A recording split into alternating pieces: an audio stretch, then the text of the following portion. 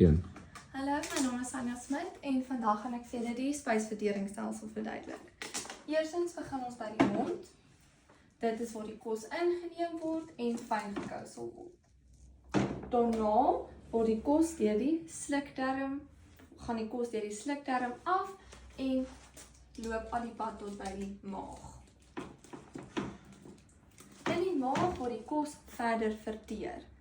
Wanneer die kos verteer, word ensieme afgeskei en dit gaan na die na die lewer.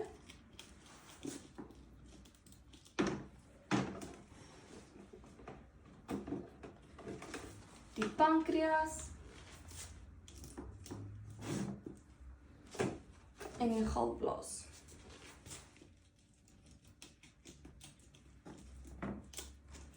Nadat die kos in die maag verder verteer is, beweeg dit af na die dundarm.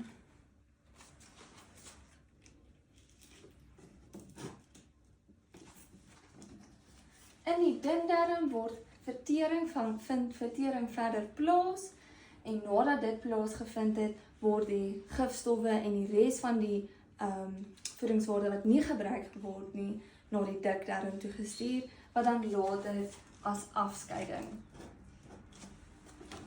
sal uitkom, as uitskeiding sal uitkom.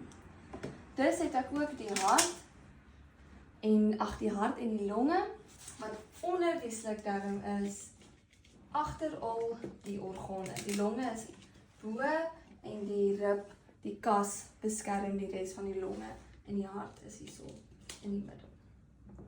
Dus het ek ook aan ons naamkaartjies die mond, die hart, die maag, die pankreas, die galblaas, die lewer, die longe, die dundarm, die dikdarm, die brein. En dis ook om ons mannetjie maar net mooi by mekaar te voltooi en ook as hy eet, dan stuur jou lyf vir jou brein signals wat sit dit syne en dan weet jy lyf jy ek is nou besig om te eet en dan hierdie is ons ekstra goedjies, ons voedingsstowwe, ons nutriënte en ons gifstowwe.